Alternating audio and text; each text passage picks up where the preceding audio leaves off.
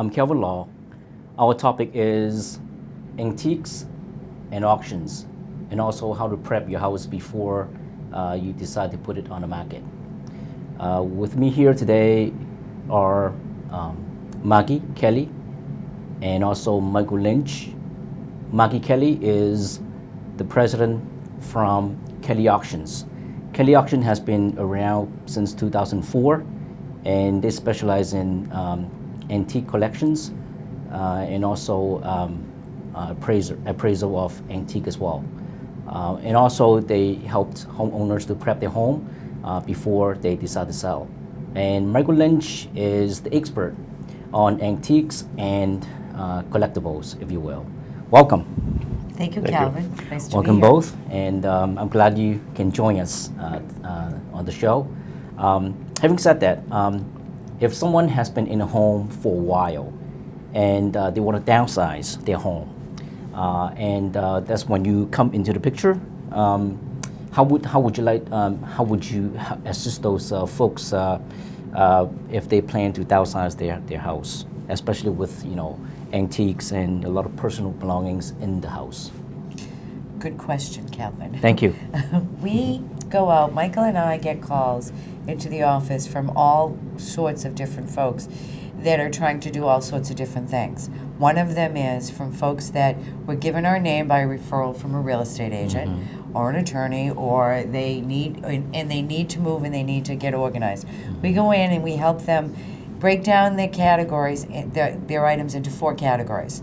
The first category is what they're keeping or giving to family or not sure of. Second category would be anything that doesn't fit in the first category that they no longer want that can be saleable. The third category is really not saleable unless they want to do a yard sale for the lower end things like kitchen goods and microwaves and everyday dishes that we would donate it during a house clean out. And the fourth category really is trash. So everybody has pretty much all those 4 categories in their world. Right. So we help them figure out what the saleable category is for today's market values. Things have changed ever since the housing market fell a few years ago. A lot of things have taken a dip in price, but a lot of things have gone up. So, we look for everything we possibly can to help homeowners offset their clean out costs. Great. And in this case, for example, if there are a lot of antiques in the house or a lot of collectible items in the house, and I'm sure that you are the expert on those items. And now, how do you judge, in terms of what kind of value that they have, or how much they're worth and stuff like that, based on your expertise? It's basically, we handle so many items every week. We have an auction every week, every Wednesday. And we sell hundreds of items every single week. And we've handled so many items over the years that we're really current on prices of different things. We do a lot of research as well if we come across something that we haven't seen before. But we have a good feeling of what the current market value is on things. But that still means we have to do some research as well. Right, good. And what kind of research will you do before? Well, everyone uses internet now. There's all kinds of different websites as well. And people use eBay and things like that. And it's finding items that have sold and what they've sold for, not what people are asking for them. And then there are a lot of auction sites, appraisal sites on the web as well. There are sites for arms and weapons, collectibles, books, and things like that. So you research those things as well. And just do general Google searches and look for other auctioneers and see if they've sold similar items in the last couple of years to get a ballpark price of what something is, if you're not familiar with it. Right, so Google is their best friend. Absolutely. Okay, so what items in today's resale market are best for the sellers? Well, there's many different things. One of the biggest commodities I think the whole planet knows about are their gold and silver items. And when I say silver, I'm not just talking silver flatware. There's silver salt and peppers. There's silver candlesticks. There's silver jewelry. There's silver everything. And there's a huge difference. Like a lot of people will call us and say, we have this beautiful sterling silver tea set. And we'll take a ride over and we'll check it all out, and it would be silver plate. There's a huge difference between sterling silver and silver plate. So that we just help we just help people figure out what they have. Right. You know, we run a free appraisal day once a week with Michael in our hall, where there's no obligation to sell it through us. We do it as a community service. So people, you know, sometimes when you find out what the value is, it helps you make a decision with what you're going to do. And there are so many different places to go to look for values that people that aren't really internet savvy can get all mixed up with those things. So we really just try to tell it like it is in an honest, compassionate way to help them make decisions to move on for what they need to do. Right. And when you, let's say here, when you appraise a value on certain things like coin or piece of furniture and stuff like that, how precise are those? I mean, those are pretty precise based on your research and your experiences as well, right? Well, because we're not a store, we don't put a price on something. Right. Based on our experience and how many items we continually to sell and the way the market fluctuates, right. then we give them a range. You know, some of the other higher sellers are coins, some stamps, some are rarer than others. You know, beautiful porcelain, art, musical instruments. We pulled a bass fiddle out of a storage shed last week that was buried under rusty bicycles. We pulled it out, and that family, who didn't even know it was there, got $1,000 for that bass fiddle that had a little mold on it. We kicked it up a notch. But you know, so that it's not an exact science, but we're pretty good with knowing if something's worth $1,000, we're not going to put it at auction and let someone buy it for $50. We're smarter than that, Calvin. I'm sure you are. By the same token, we also, people bring in a lot of items that they think are really valuable because they were grandmas and they're 100 years old.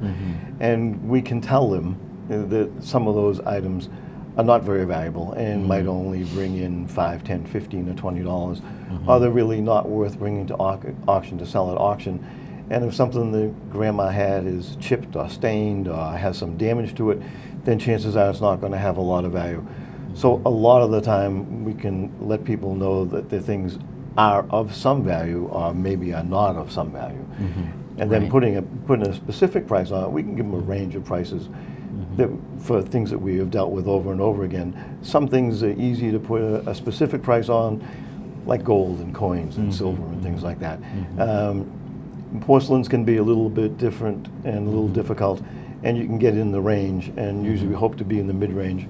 Sometimes, very rarely, we don't fall too short, but sometimes we ourselves get really fooled because the prices go greater than we expected as well. Right. But at least we know like that that part.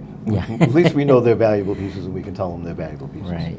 So with the items that you have either appraised or collected, I mean, they range from little to big items, right? I mean, yes. Like from a spoon, let's say, to a piece of furniture or something like that. I mean, that's pretty valuable, if you will. Exactly. Yeah. We get a lot of little pins and jewelry, political pins, fraternal pins, very small items, depending on what the fraternal organization is, what it was set in, when it was made, whether it's a school-related fraternity, all the way up to big pieces of furniture.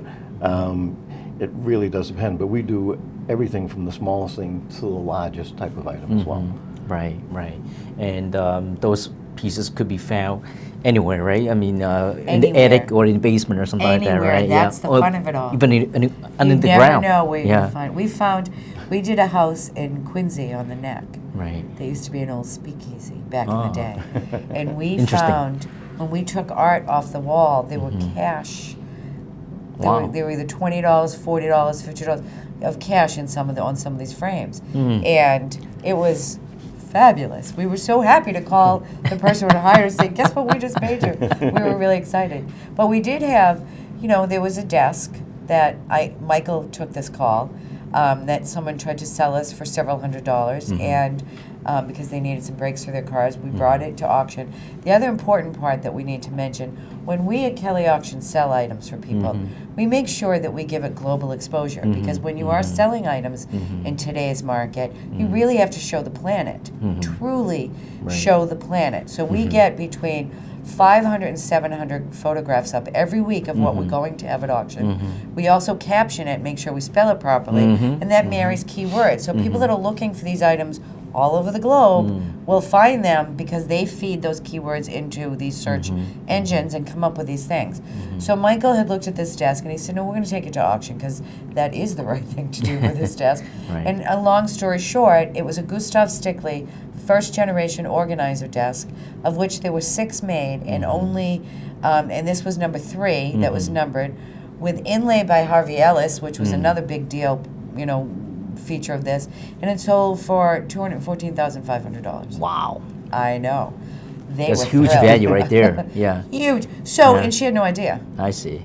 Wow. So, you do and the right how thing. old is the desk? Is that over 100 years? 1905. 1905? And what we I had see. found out is that during the time her grandmother or great-grandmother would have bought that desk, it would have she probably would have paid as much for that desk at the time as she would have a new car at the time, because it was always that upscale. Gustav Stickley, pretty huge, see. giant, #1 furniture maker.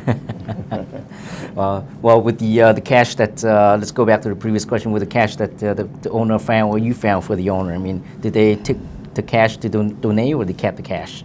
Oh no, they kept it. They were a family that they needed money. I mean, Right. It was a good thing for everybody all around. It changed.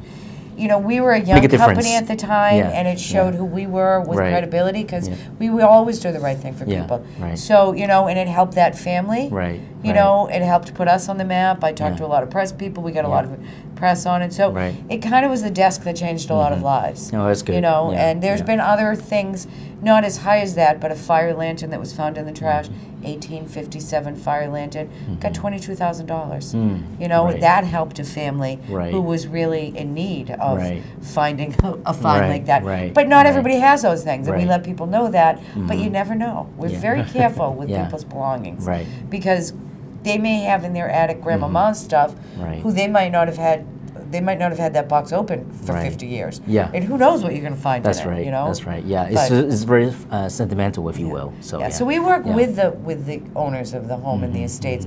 Not, we work with them, but we really work for them. So we help them unearth what they have and try to help them reach their goal of what they're trying to achieve. Right. Well, good to know. So, in terms of certain items that most people intend to donate, so what nonprofits should people, use to donate the items to, or if they can sell those items? No, The first, the #1 nonprofit we use is Big Brother Big Sister. Right. They're a really good organization. They do really good things, and they partner with a lot of other nonprofits that help move our planet in a better way. They don't always take furniture. So some furniture, and again, the furniture market's pretty tough these days. Once the housing market changed, the furniture market changed. Now the next generation wants, mid-century modern, or I'm not even going to say IKEA, but I said it, didn't I? Anyway, we donate to American veterans if they'll take furniture. The Epilepsy Foundation will sometimes do that. And depending on the location of the person cleaning the house, like if we're in the Jamaica Plain area, Boomerangs is a great nonprofit that helps AIDS Action. We try to make it, because we charge labor when we move things. So we try to make it so that it's the most cost-effective way. And in just about every town, there are nonprofits, and a lot of people have their own nonprofit that they believe Right. in. Right, So right. so sometimes they ask us to do a particular one, and then other times we can help get it ready so it's by the door in the garage, and they don't have to pay us to take it. They can call the organization themselves and have them pick it up. So there's many ways to do these things. Right. And in terms of now, I've been watching a few shows on WHGBH. Is that right?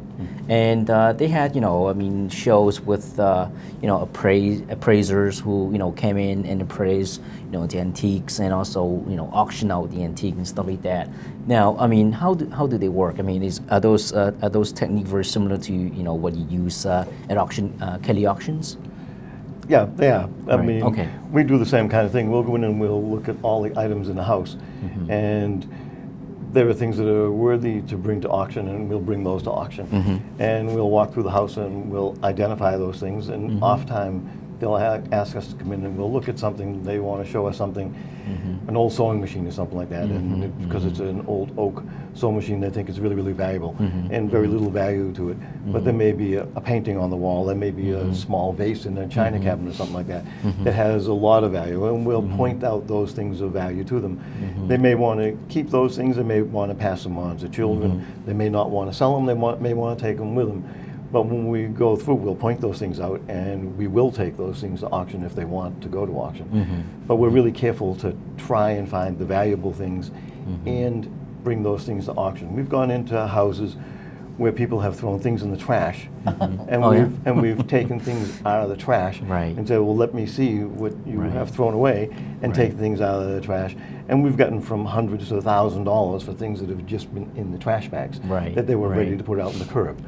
So I mean, we do all of that, and we really try and advise people, don't start throwing things away before you have someone who has some expertise come in first, because what you think is really valuable isn't always the case. There are always big things, little things, and especially a lot of little things that people think they're absolutely positively trash, and they can really generate some real money. And you can be throwing away a small piece, a postcard or a small photograph or something like that, that is worth more than your dining room set by far. And people need to know about that. They really do. Yeah, and anything that look, kind of suspicious or something like that, or well, it isn't even that. They don't have an educated eye, so they just think that this is something for a yard sale or something to donate or something to throw away, and they make the biggest mistakes by doing that, by not having someone who has some knowledge come in first. And we see it over and over again. Almost every time we go in, after they've done some cleaning, we like to go in and give them an idea of what is what first, and then they can clean out, get rid of what they want to, and then we can come back in again. But they over and over make the same mistake of throwing a lot of good stuff away, unfortunately, and saving things that they think are really valuable because they were grandma's, or grandma owned them, but someone might have given them to grandma 20 years ago, and they think that they're valuable. So they really have to have someone come in and take a look before they really start throwing things away. Well, it's good advice. And talk about antiques. I mean, if you can explain, certain antiques that you have appraised before. So if you could please, show some pictures on what is this, a vase or? This is a Chinese vase, 19th century, and this came from a collection. It was really a pretty nice collection from a gentleman in Weymouth. He had a lot of really nice things that his uncle had collected, probably like in the 1920s to 1940. And although we had pretty good idea of the value of things, we estimated this to go for around $500 to $1,000, and I think we realized $2,000 on that particular piece. The Chinese ceramics market right now is extremely hot, one of the hottest collecting categories of all. There are tons and tons of reproductions and forgeries. The thing is that if you find an early 20th century forgery that was made in China, they will put Qing marks on it, they will put Ming marks on it. And even though they're forgeries, if they were done 100 years ago, they can be quite valuable as well.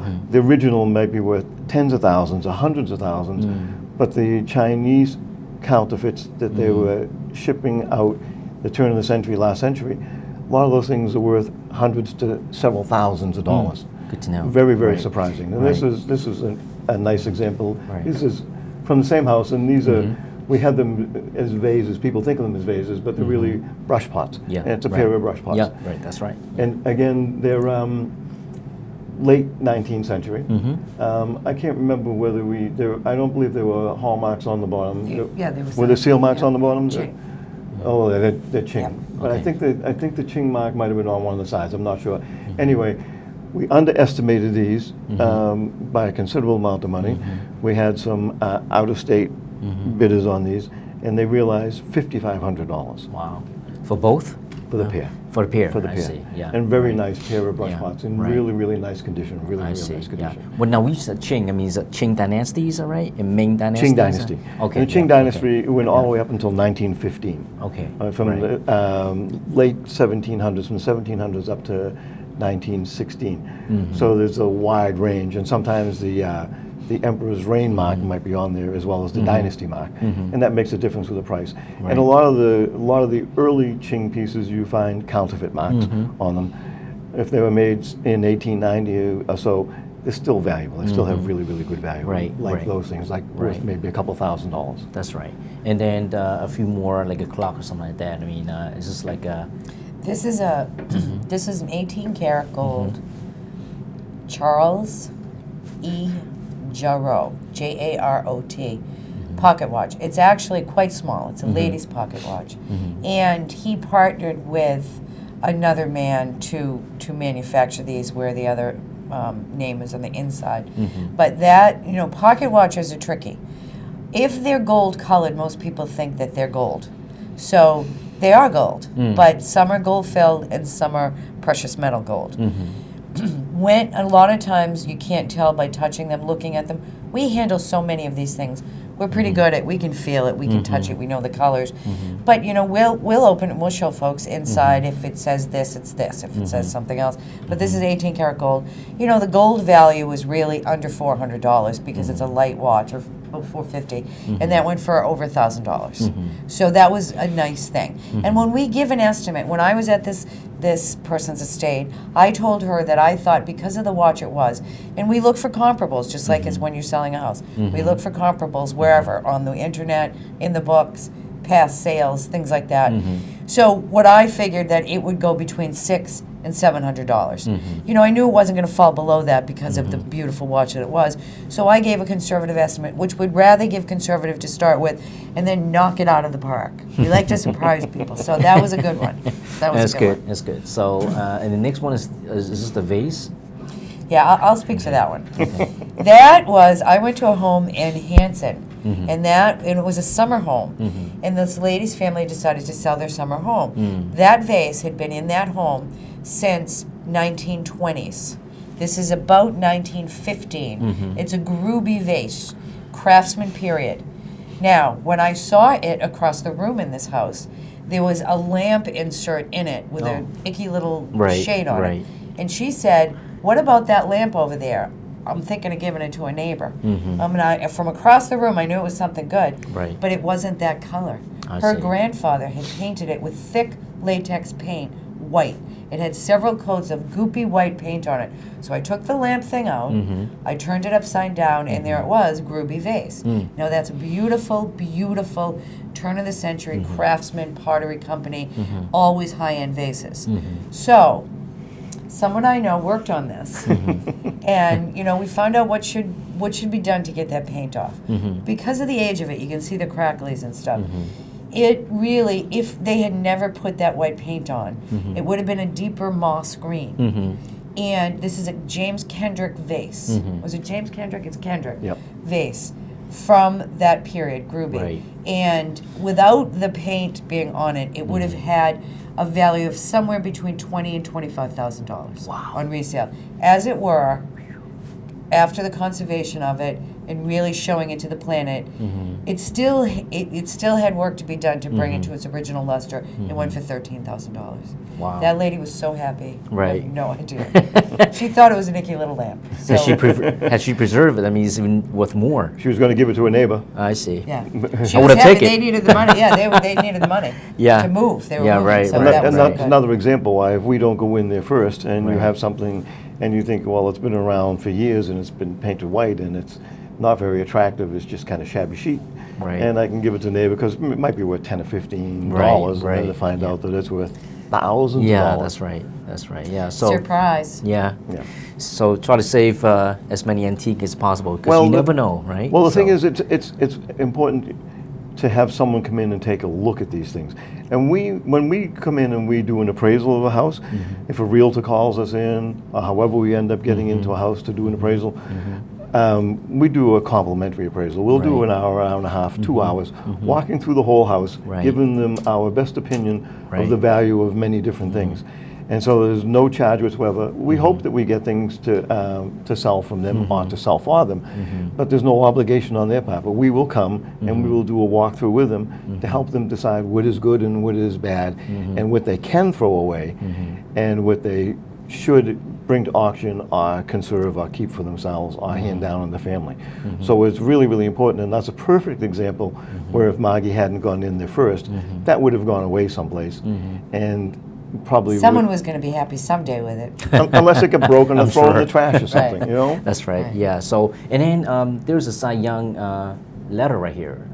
Now, this is actually written by Cy Young, It right? was, and it was written here in Quincy. You would know this gentleman. It was written to Roger Barry. Roger Barry was the sports writer for the Patriot Ledger for 50 years. Right. Before that, he was the sports writer for his high school paper. And back in the 30s and the 40s, they used to say, "Come on in, kid. Come on into the locker room." Right. So he had an unbelievable sports collection. This was, we've sold that a year or two ago, his big sports collection.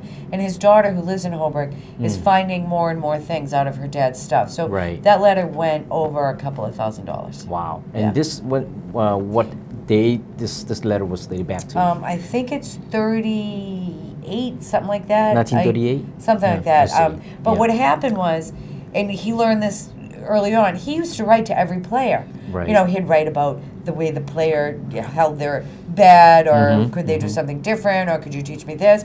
And so one of the players said, you know, if you want answers from everybody, enclose self-addressed stamped envelopes. And he did. So when we were liquidating all of his memorabilia, sure enough, you know, the authentication comes in that here's Roger Barry's self-addressed stamped envelope with the letter, with the stamp on it, with the postmark on it. You know, because a lot of times there's a lot of fakes of these kind Right, of things. right, that's So to get it authenticated costs several $100s. Right. Well, that's was about as authentic as it could get. Right. You know, there's no need of spending money. Here it is. And you know, pretty and that cool. was Yeah. So you never know Yeah. what you have, and Right. we're happy to help you figure it out. We Yeah. love the mystery. That's right. You know, it's interesting to us to really make your hit job one a out little of more the park. interesting if you Oh yeah. than you Who expected wants to it, sell so. a moose creamer every day? Yeah. Or something else, right? Exactly. Yeah. So, yeah. And when it comes to estate sale, I mean, where should a homeowner begin? I mean, especially estate sale if they get to that point. If you want to. When they're beginning, you know, Mr. and Mrs. Smith sit down and they say, you know, dear, we've been in this house long enough. We want to downsize and we want to move to Wyoming because that's where our kids are. Right. So they sit there and they look around and they say, we don't even know where to begin. So the first thing they should do is call us, Kelley Auctions in Holbrook. Or if they're not near us, or if they want to, you know, get a couple of opinions, you know, there are other people out there. What we do is we ask what your goal is, and let's walk through this as a collaborator. Right. You know, let us become, you know, part of the team that helps you reach your goal of doing that. And a lot of times people want to do it in segments. Let's do the attic first. Let's do the basement first. Right. Let's go through these cabinets first. Because then as a real estate agent, you know, sometimes you Right. want the house staged. So you want to leave some things in it. So we'll work with them at their speed and to help them reach the goal they need to do. So the first, and if people are calling people to come in and evaluate their goods, I honestly, if it's not us, I honestly caution them on making sure that they are with that person and don't let people walk around their house without somebody being there with them. Right. That if anybody's going to take anything out of their home to sell for them, you want a receipt Right. so that, you know, we do a 2-ply receipt. What we have, you have, and we sign it. We write the terms and conditions. We write payment terms down and percentages and things like that, so that, you know, you want to be really careful. There's a lot of people that, you know, you might not want in your house to evaluate. Or people that will say that's worth $10, oh, I'll give you $5, and then that's not true, you know, and that's wrong. Right. So, you know, And proof positive of that is when Marg-e went into the house and ended up with that groovy vase and it needed some restoration, she ended up giving them a receipt for that vase for $5,000 or $6,000 as insurance purposes in case it got damaged in the process, because already had an idea of the considerable value to the piece. And so they had something that showed exactly what they had, what it was worth, what she figured the value was in the current state that it was in, so if anything happened to that, they had some protection of that. But it wasn't removed from the house without having some sort of a bona fide receipt for that piece, that that a valuable piece was removed from their premises. And that's really important. And Oh, yeah. Always have a receipt. And people Right. don't realize that. They Well, it's really good to don't. know. It's good to know. Well, I want to thank you for sharing. And Thank you. This is great. Yeah, that's right. I hope you have fun. And it's been very important information, if you will, that you share with the viewers. And I'm sure that if they are thinking of downsizing, I'm sure they know what to do, and be careful with throwing this stuff away. Having said Don't that, throw it. don't throw this stuff away. That's right. When cleaning out your personal items or furnitures in your home, please be careful not to throw anything else, especially when it comes to antiques and something important like collectible items, stuff like that. Making sure you have consulted an appraiser or an auctioneer, if you will, because they could worth a lot of money, and you'll be surprised. So this is what I usually say: somebody else's junk will become somebody else's treasure. I want to thank you for watching. See you next time.